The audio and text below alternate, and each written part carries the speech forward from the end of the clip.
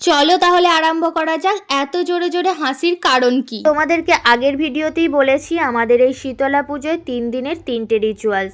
প্রথম রিচুয়ালসে তোমরা দেখেছো পুজো, এরপরে দ্বিতীয় রিচুয়ালসে দেখবে উনান খোলা। তাই সকাল সকাল বুনি, আমি, বোনপো, দিদি সবাই মিলে বেরিয়ে পড়েছি উনান খোলা দেখতে। তারপরে দিদির সঙ্গে এসে দেখছে যে মা একা এখানে উনান করছে, তাই দিদিও বসে পড়েছে মাকে সাহায্য করার জন্য। এই যে মা আর দিদিও শেষ মুহূর্তে পেরে ওঠেনি উনান করতে, তাই দিদা আর ঠাকুমা মিলে মাকে সাহায্য করছে উনান করে দেওয়ার জন্য। তারপরে ঠাকুমা দিদা মিলে উনান করে নিল। এখানে দিদি হয়ে গেছে অলরাউন্ডার। একজন এখানে উনান করছিল, তাকেই একটু মাটি ভেঙে সাহায্য করে দিচ্ছিল দিদি। এরপরই একবার চলে গিয়েছিলাম ঠাকুর মন্দিরে, সবার উনান করা হয়ে গেছে নাকি দেখার জন্য। এই যে এসে দেখি যে অনেক সবাই উনান করছে, অনেক সবার উনান করা হয়ে গেছে, আবার অনেক সবাই উনান করেনি, এসে করবে, তাদের জায়গা বাকি রয়েছে।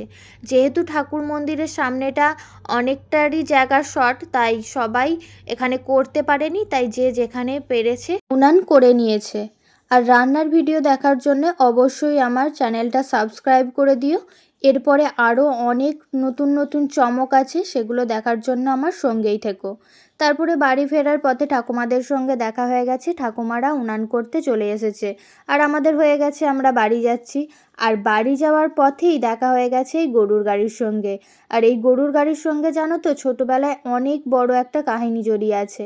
এই স্কুল থেকে ফিরে গরুর গাড়িতে চাপার জন্য অনেক মার বকুনি, অনেক কিছু হয়েছে এই গরুর গাড়িকে নিয়ে। তাই দেখতেই পেলাম যখন বনি, আমি, বোনপো সবাই মিলে চেপে পড়েছি গরুর গাড়িতে। আর বাড়ি ফিরেই দেখি সাপের খেলা দেখাতে এসেছে। আর সাপ খেলা দেখার দর্শক দেখবে, এই দেখো কত দর্শক সাপ খেলা দেখার জন্য। আর আমরা যেহেতু গ্রামে থাকি, তাই সাপ খেলাটা আমরা প্রায়ই দেখে থাকি। নিরামিষ রান্না যেহেতু, তাই এখানে মা সব কিছু নিরামিষ বাসন নামিয়ে সেগুলো ধুয়ে রাখছে। আর এখানে বাজার করে নিয়ে চলে এসেছে, আরও অনেক বাজার আছে, এইগুলোই রাখা আছে। সন্ধে হলেই সব কিছু কাটা হবে। এই দেখো সন্ধে হয়ে গেছে, মা, বোন, কাকিমা, দিদি সবাই মিলে বসে গেছে আনাজ কাটতে। আর অনেক আনাজপত্র কাটতে হয় তো, তাই সন্ধ্যাবেলাতেই বসে গেছে মায়েরা আনাজ কাটতে। আর দেখবে কত আনাজ কাটা হয়েছে, এই দেখো এতগুলো আনাজ কাটা হয়েছে, এখনও অনেক আনাজ আছে, পরের দিন সকালে কাটা হবে। একটা ঠাকুমাদের বাড়িতে গিয়েছিলাম, তাদের বাড়িতেও সেই একই দৃশ্য, সবার বাড়িতেই আজকের দিনে আনাজ কাটা হচ্ছে। এই যে একটা কাকিমাদের বাড়িতে গিয়েছিলাম, তাদের বাড়িতেও তাই, আজকের দিনে সবার বাড়িতে একই দৃশ্য।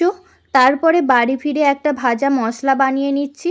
নিরামিষ রান্না যেহেতু ভাজা মশলাটা দিলে খুব ভালো লাগে। তারপরেই আরম্ভ হয় আমাদের হাসি মজা, যেটা ছাড়া আমাদের পুজো মনে হয় অসম্পূর্ণ। আমাদের তো এটা মাস্ট লাগবেই, তোমরা শোনো।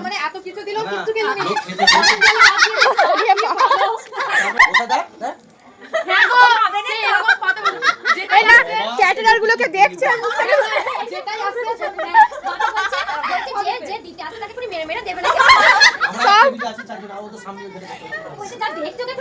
সব ক্যাটারারগুলোকে এখন করে দেখছে।